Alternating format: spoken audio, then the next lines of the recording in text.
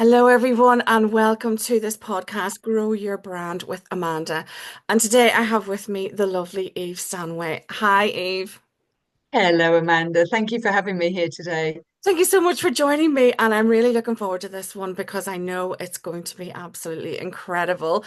But before we get stuck in, I want to know a little bit more about you and what makes you tick as a person and what interesting things we can glean from your choices. So, my three questions. Do you have a favorite motivational song? Well, I do. And actually, the one I listen to, there's a lot of songs I listen to, but the one that I listen to, if I really want to pick me up, and that song that you just know always is going to make you feel better. And for me, that's Mr. Blue Sky. Love it. I love it. And I just feel from the opening bars, it just, it just starts. The sun is shining in the sky. There's not a cloud in sight. And for me, even when I say it out loud, it's like, yeah, I'm here today. And Lift it mood. always Yeah. gets me going. Yeah. Put it on and dance around whenever it is you're doing. And do Yeah. you have a motivational quote? Well, I it's funny. I what I have lots and lots of quotes, and I put a lot of quotes actually into my book because there's so many lines that kind of impact you as you come across them. But actually, one of the and there's many, the poem If. Um, but there's one in Desiderata, which is a poem so many people have on their walls. I've seen it very often in Ireland, actually, on people's walls and in this country. And there's the whole poem is good, but there is one line. I'm just going to read it rather than kind of trust my memory to remember it when I'm on air. And it says, "Speak your truth quietly and clearly, and listen to others, even to the dull and the ignorant, for they too have their story." And for me, this is a really important quote because it A reminds you to speak, but it also reminds you to listen. And the reason why I think it's so important is because when we're in a hurry or a rush or we're stuck in our own head, we can think somebody else's perspective is dull or ignorant.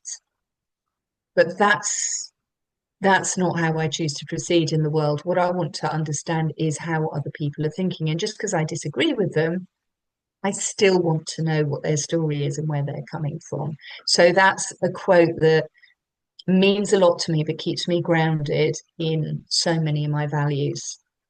Exactly. And you're right, it's everywhere. And I wonder how many people actually sit down and process the words. And I love that you've chosen that particular line. And Mm, it's almost as if we get obsessed that everyone has to agree with us. And I find yeah. myself often, I've got two grown-up daughters, and I say to Mm, them, you don't always have to you don't always have to convince people that you're right. You just have to listen to mm, what they have to say and accept that and agree to disagree, but mm, stopping to listen and understand what they have to say. And I love that. Just stop and listen to what people are saying. No, yeah. I really love that. And thank you for prompting me because I'm going to look it up and I'm going to read it again.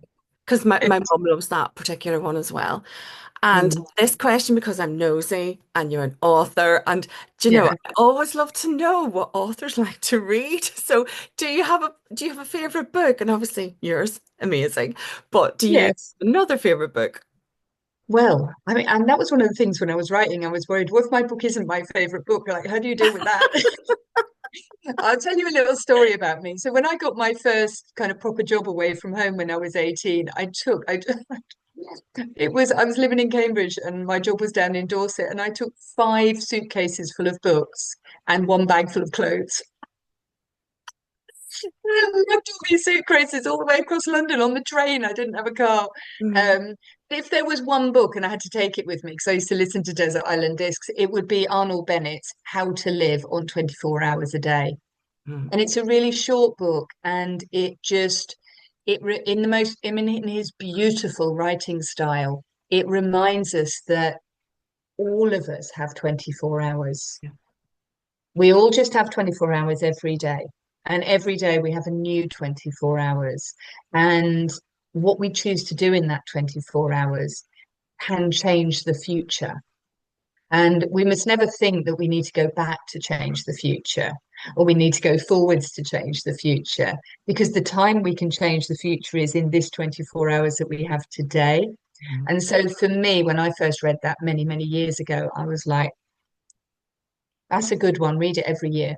Yeah. Read it every year because it's important to remember that we have 24 hours every day that we I can haven't choose. read it. I am going to read it, and I love that. And I did something similar to you. When I was a student, I traveled. I always had loads of books, and I always used to go to car boot sales and markets and buy a ton Yeah. of books. And the most amazing thing for me was the discovery of the Kindle when it first came out. Oh, yes. Thousands on this tiny little thing. I love No, it's so true. I've got like I am I am the three-way buyer. I buy it in the paperback version and I buy the Kindle and I buy the Audible. And for me, I like it's like I don't have a book unless I have all three. And yeah. when I produce my book, actually, even though it's not out yet, I've already recorded the Audible. It'll be out at some point because I couldn't be without my audio version. So Yeah. yeah, I'm exactly the same. And the fact I can take 1,000 books in one little Kindle, Yeah. it's like that's the coolest thing. Yeah, I will never not be amazed by that. And Yeah, it's like, I think if to grow up when we grew up and to yeah, see the changes, the youth of today, they're never going to appreciate it. But I love the fact that I don't take it for granted. And I remember, yeah, we had to lug these books. I dragged my luggage through Paris. And I had a lot of things in my luggage, so I can appreciate your story. But yeah, I have the audio because I know that subliminally I take a lot of things in, yeah, not sort of personal development books. But the physical book, I mark it out. I've got my little colored tabs. But I just think it's just amazing to have those choices. But mm, I could go on and on about that. But I do love yeah, definitely. the audio. So on to you. So I want Mm. to hear all about your story. So tell us what you do and what inspired your choice of career, and how did your personal story shape your brand?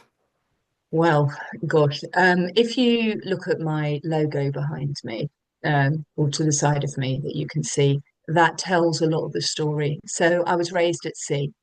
My parents sailed around the world when I was very young, and my first home was a floating home.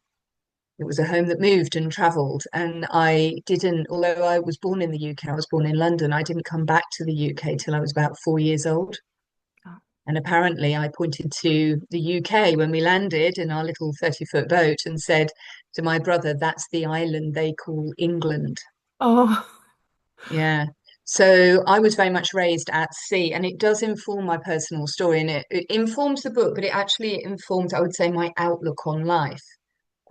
Because I've lived my life very much between this glamorous past because I traveled around the world when I was a kid. My parents were sailors, but actually that wasn't such a good upbringing for a child in some ways. I missed out a lot. I missed out on regularity and schooling.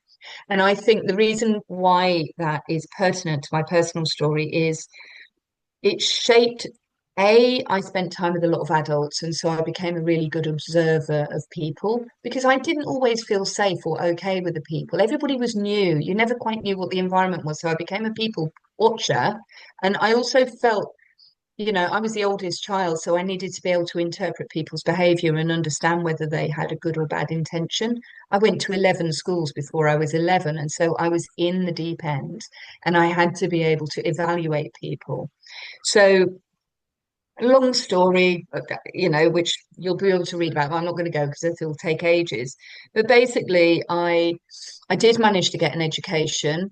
Even though I was withdrawn from school, I camped outside St Bees School in Cumbria to do my O levels. I literally camped in a tent outside the school, having written to them and said, "Please, can I do my O levels?"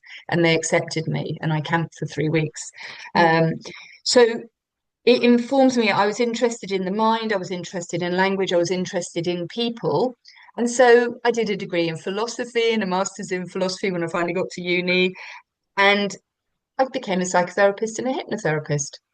And it follows that role. And then I studied psychology. And then what I realized as I was going through this is A, how much children are affected by divorce and breakup. So many people I work with in the clinic, their problems kind of stemmed from self-esteem and self-worth issues from their childhood, from when their parents' marriage broken down.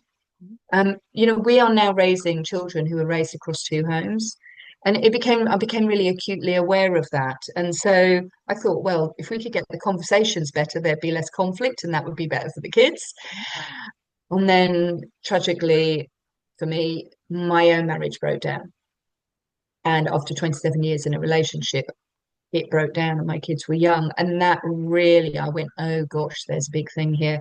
And so I just shifted and it's like a course corrections and course corrections. And I ended up specializing in difficult conversations around separation and divorce to try and to still hold your ground, but without escalating. And how do you deal with somebody else who does escalate?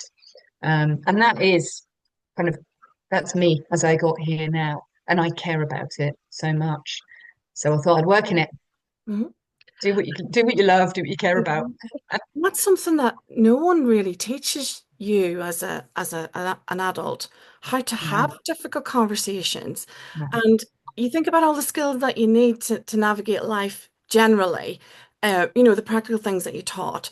Yeah, And, how do you have those conversations with your children? How do you have that yeah, conversation with advice about what's going to happen? And you're in a survival mode, and the father and the mother, they've got different ways of how they want to do things. And it's just really interesting because I find it quite thought-provoking.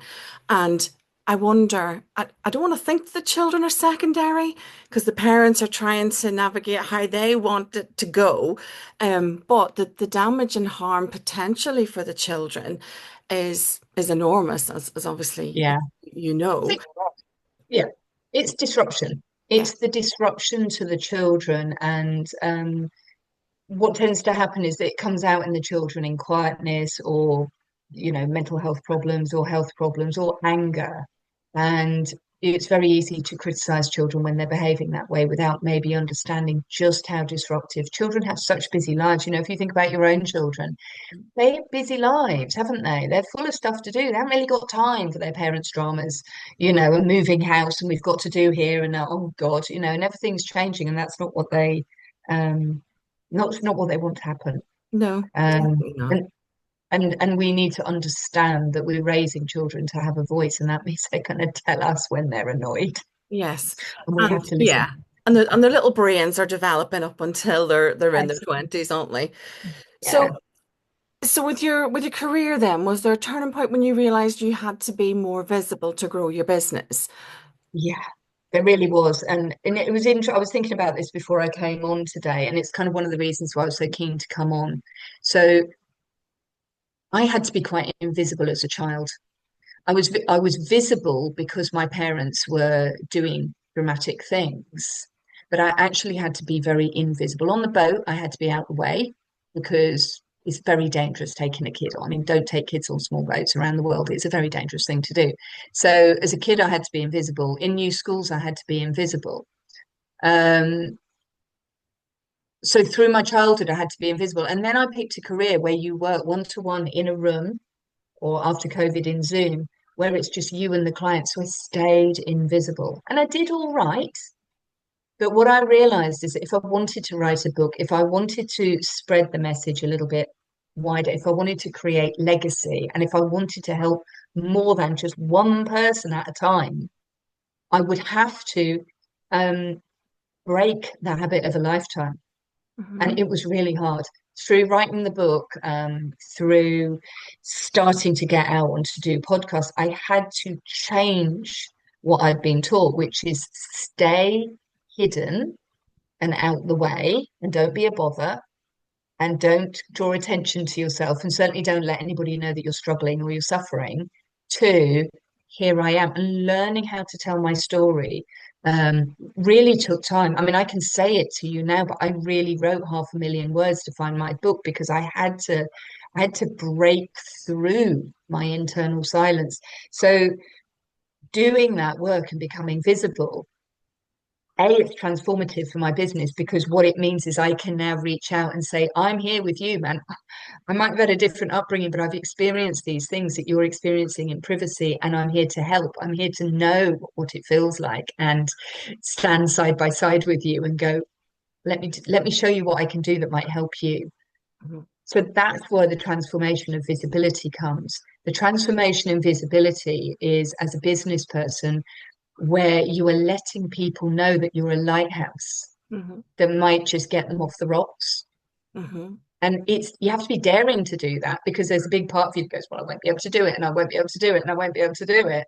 And certainly I was taught, don't do it. That's not your position. Stay out of the way, be quiet, don't let anybody see. Other people should be, yeah. Hmm. So the changing point was me was knowing I couldn't achieve my dreams without literally breaking the silence that was walled up inside of me. How interesting that that one Mm, word, visibility, has mm, has been a yeah. constant in your life and Mm, changed the meaning from when you were a child yeah. and then when you were having clients and then going over Zoom Yeah. to be in a Yeah. business to the Yeah. lighthouse. And I'm Yeah. fascinated that you're using Mm. the metaphors, both I can't metaphors. get away from them.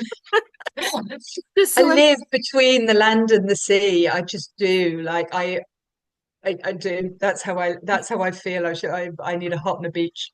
I love it. But just that one word though, that Mm, that one word mm. and it has changed a meaning for you as you've gone through the years of your life. Yeah. And then to have this business, and then all of a sudden, you've got to change what it means to you.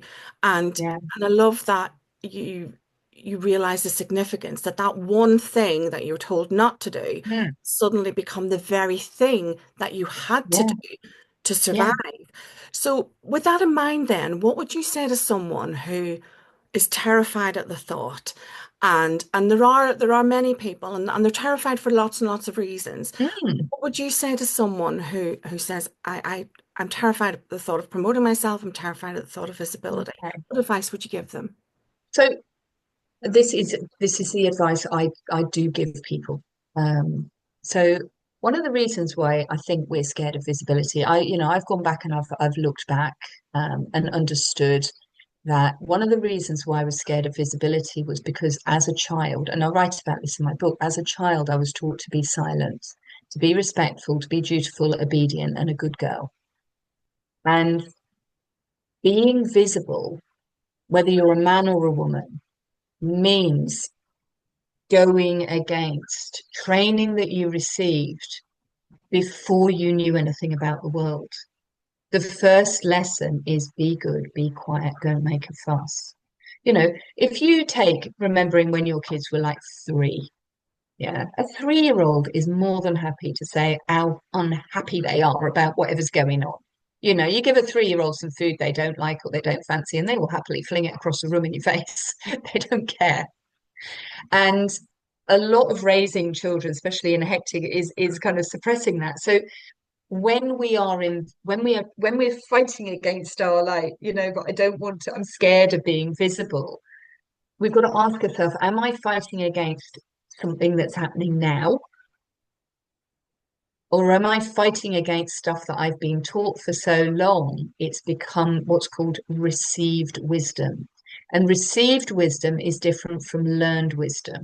Learned wisdom is what today, as you and I are here, we can have and we can learn something new today, and that can affect us going forwards. But received wisdom is the teachings that we got that kind of came as part of it's like when you buy a certain laptop and it comes with a whole load of programs and you think, I don't want those programs. I don't want those things. And I do look at it like I'm not going to name any brands, but I look at it like getting a laptop or getting a phone that's got a whole load of programs that you don't want.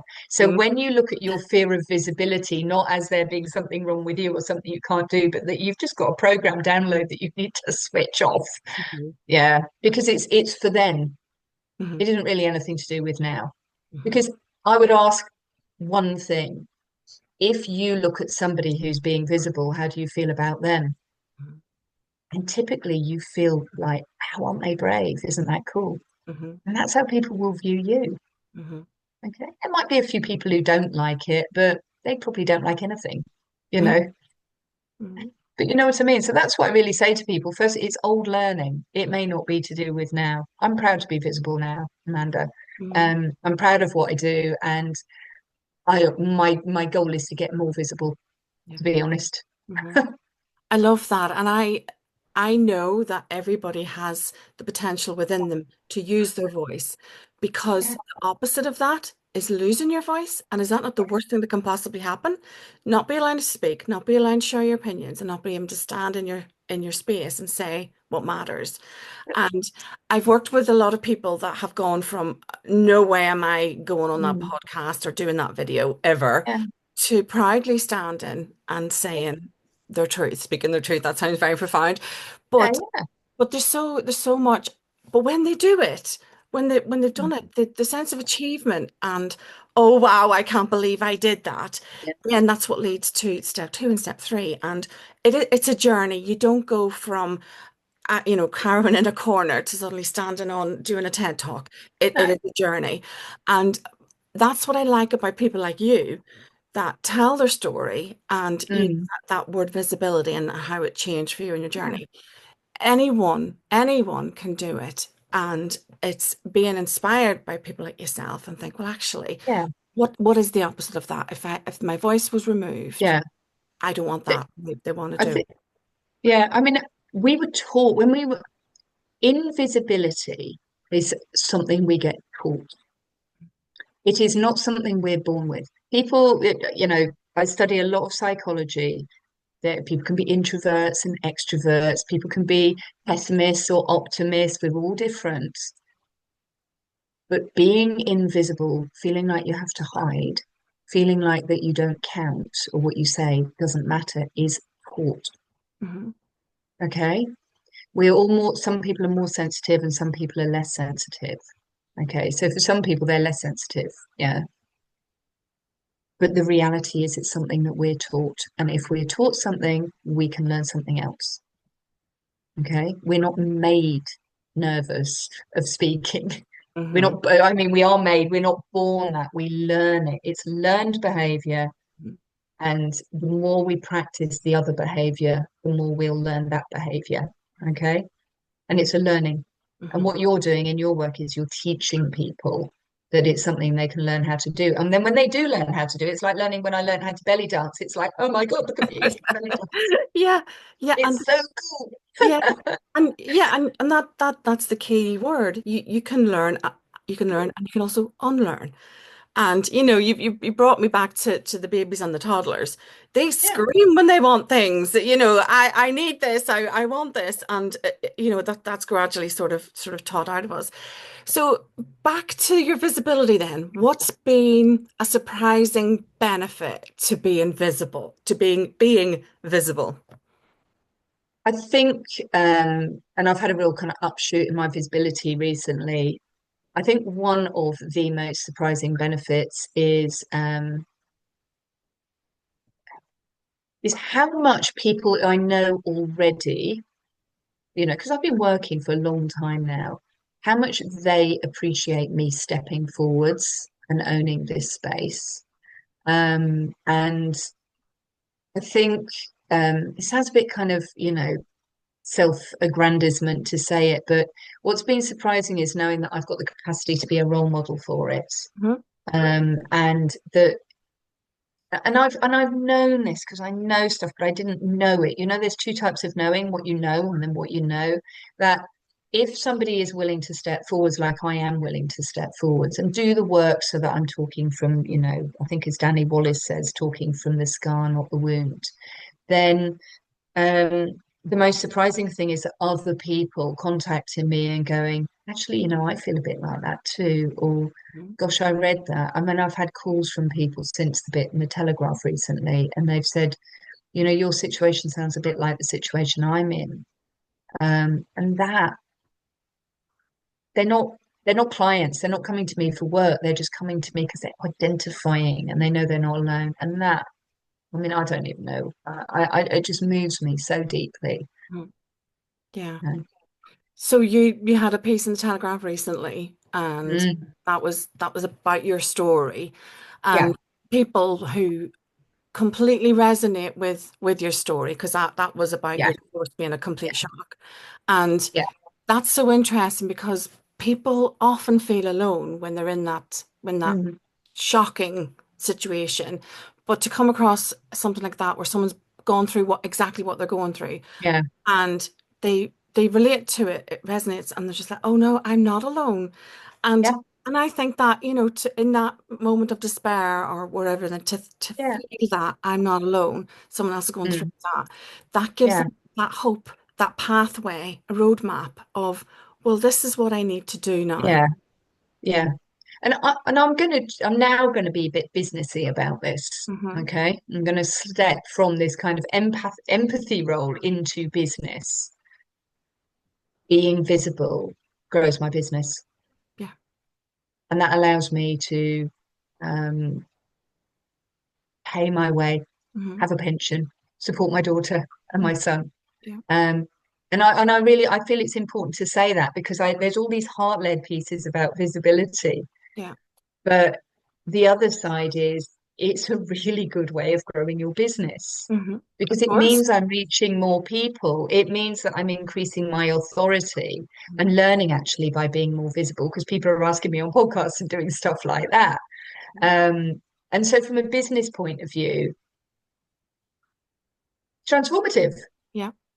Hmm. I want to say it because I'm really proud of being a businesswoman. I'm proud of being an entrepreneur. I'm really proud of it. I've had many businesses. I started my first business when I was 9, selling bread to people on boat yachts. But I'm proud of being a business person, and visibility allows me to grow my business. Yeah. Hmm. And I would say that to anybody who's worrying about visibility, like Yeah. That's how you grow your business. it's how you grow your That's the business. primary way Yeah, of growing your business. And also we definitely. need these experts in these fields. And I don't know any divorce experts. And it is a lot of people go through divorce, that I don't know the statistics, you probably do, but people need to know where to go because I would automatically think I need to go to a lawyer, but Mm. that's not necessarily the first step. It may be Well, that they consult someone like you first. the thing is about a lawyer is lawyers are really good at law, but the process of divorce is emotional, family turmoil, psychological, administrative, Mhm. procedural, psychological, family dynamics, dating again afterwards, wondering about what your future is. Am I going to have enough money? How the hell do I buy a new house? What do I do when the washing machine breaks down when the other person used to deal with it? I never used to do the admin, they say. How am I going to do that? There's so many layers. Mhm. So going to a divorce lawyer, which you must get a good lawyer, it's not going to help you with all the other stuff, which is basically getting your life back on track, Mhm. getting fit, getting healthy. Yeah. Yeah. Dealing with your kids. Somebody said to me just yesterday on one of my kind of course webinars that I do, I don't know what to do when the kids are with the other parent. Because they've probably never been on their own before Yeah. and not And had that time. Yeah. no, also they've never had the experience of their child being with the other parent, feeling really anxious about them being Mhm. with the other parent, desperately wanting to say, what did you do? What did you eat? Where did you go? What did you meet his new girlfriend or a new boyfriend? Yeah. And that kind of questioning makes a kid shut down and feel really bad. Yeah. Hmm. A lawyer's not going to tell you how you have those conversations with your kid when they come back so that you can reconnect and you can create a safe space for a child that might have had a really difficult time Yeah. with the other parent Hmm. and needs a safe landing zone so you can catch them. Um, yeah. So interesting, Oh, really yeah, interesting. it is. So, do you have any rituals or anything that you do before if you need to if you're doing an appearance on a podcast or if you've been anywhere else that you need to kind of psych yourself up to get ready for? Well, I do. And these are honestly I'm quite a, I mean, when I chose to be visible, I decided I had to do it. So, some of the background stuff I did go to a really good personal stylist and work out how to wear clothes. Because Oh, I good. mean, You know what? I That's the thing. Yeah, you got to get yeah, these things sorted. it's like, yes. And I ring her up and I will say, Catherine, I'm thinking about like, what shall I wear? And she'll say, what about that pink dress? Or what about that blue shirt? Um, it's part of my ritual, but knowing what I'm going to wear. From Sandra Garlic, I learned perfume, a little spray of perfume. I went and bought myself, and even though we're talking I on do. Zoom, I sprayed myself with Yeah. perfume, you know. Um, putting my feet flat on the ground and usually taking my shoes off Hmm. so that my feet are flat on the ground, so that I'm comfortable. Hmm. These are the things that I do. And they may seem kind of little, but knowing what you're going to wear really, I mean, that is my top tip that I give to anybody who wants to be visible. Literally get your wardrobe sorted out so you feel really comfy and Hmm. relaxed and okay in your clothes. Yeah. And you know what colours suit you. Yeah, but perfume really, I Yeah. think it was Coco Chanel. I think it was her who said a woman a woman who doesn't wear perfume has no future. And it always made me Totally think of, agree. yeah. Anyway, there you go. That's my ritual, really. Feet on the ground, really think about what I'm going to wear, a squirt of perfume, Yeah. and then smile because I love what I do. And just remember that. Yeah. Like, I'm here because I love it. Yeah. I love that little ritual, and as you know, I am perfume obsessed. Totally agree with that statement. And your clothing and your rituals. For me, it's like um psychological preparation, getting ready, right? I'm stepping into this role. Not quite Mm. armor, but costume. Yeah. Yeah. Perfume, it's like a power move for me, and it's something that shifts in your brain. Right, I'm ready for this. This is what I'm doing now. And if I was doing something that would make me nervous, that would calm me down because psychologically Yeah. I'm ready. So if you were, what visibility channel has moved the needle most for your business? Have you done anything really, really scary?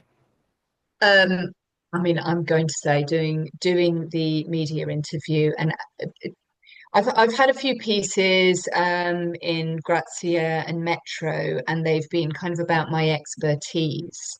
Um, the piece in the Telegraph and the piece on the Vanessa show, which was a lot more personal because it was about me. I can honestly tell you, I was very, very, very scared and anxious. Because that Um, was but live. That was live TV, wasn't it? yeah, it was, yes, and I got called in the morning about that. Can you go on at 12? So it was kind of it was live, and I've never done anything like that before. Um, but there was no choice in my journey of visibility other than to show up, Spray the put my perfume and perfume go. on, exactly, put something on, spray my perfume on, and go. Um, but I would say that that's moved the dial most. I think and it's taken, I mean, I've really like spent so much time kind of trying to trying to do this, lots of writing. But that was the most scary thing. But I actually think that's the thing that's moved the dial most Yeah. because it's it's not just about what I know, it's about who I am and what I believe and what my values are and what my story is.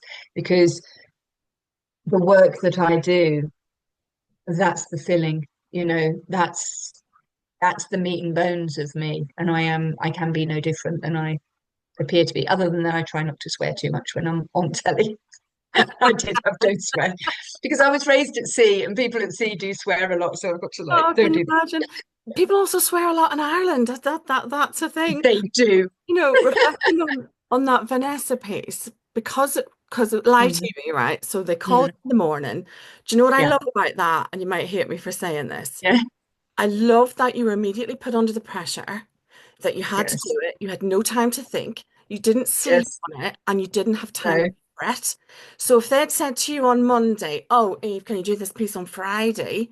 mm, If you'd gone 4 days thinking about yeah, that, you may not have performed as well as you did. But yeah, now that you've done it, yeah. Yeah, no, I agree with you. And it was also a real eye opener doing that because all of the other things, like even doing this, we can have a chat beforehand about what the questions were. But actually, what was really interesting about for me for doing that is she wasn't interviewing me to find out about me. She was bringing me on to comment. And that's really different. And for me, that's really, really important. Like being able to, that's what visibility does. As people, she basically brought me on to ask my opinion. yeah. She wasn't asking me who I am or what my work is or what Mhm. my motivates me. She was asking me, what are your thoughts on this subject? And for me, that feels like a real made it moment Mhm. for me, that I've shifted, I've gone like, oh, I'm playing the game of life, Yeah. and I've just gone up a level because I was asked for my thoughts, and that's really all she wanted. It was 3 minutes. What do you think about that?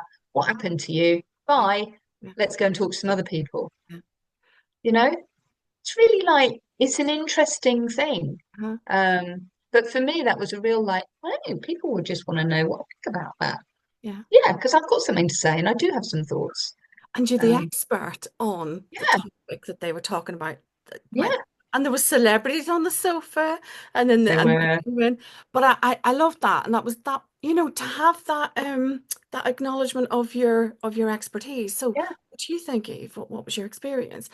Yeah, it was very well done, and it was just so interesting that there you were giving your mm, thoughts on it. And but yeah, I do like the fact that you didn't have long to prepare yeah. and to do and to do it. I think Um, I think that's what you have to do sometimes. I think it's best not to know. yeah. Um, especially if it's easy, it's very easy to scatter when you're under pressure, Mhm. in your thoughts. We get overwhelmed and we get adrenaline and then we just scatter. Mhm. Um, but yeah, so I'm glad I didn't know So, that there's a it lesson was there, the though, way. isn't there?